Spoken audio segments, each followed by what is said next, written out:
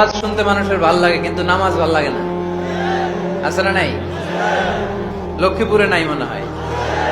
তারপরে এত ওয়াজ এই দেশে হয়, তার সব যদি কাজে লাগতো, মানে জায়গা মতো যদি ডোজ পড়তো, তাহলে তো এই দেশের মানুষ সব আল্লাহর ওলি হয়ে যেত, চোর বাটপার খুঁজে পাওয়া যেত। কিন্তু ওয়াজ যত হয় তত হেদায়েত হয় না।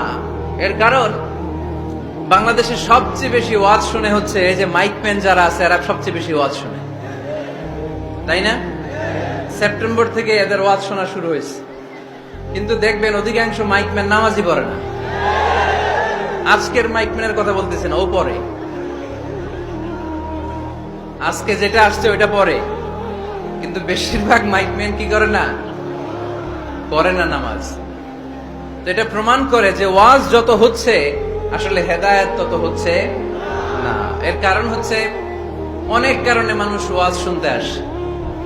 কেউ আসে স্লোগান দেওয়ার জন্য, কি দেওয়ার জন্য?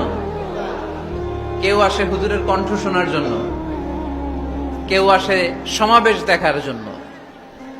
আবার যারা ওয়াজের আয়োজন করে তাদেরও নানা ধরনের প্ল্যান প্রোগ্রাম।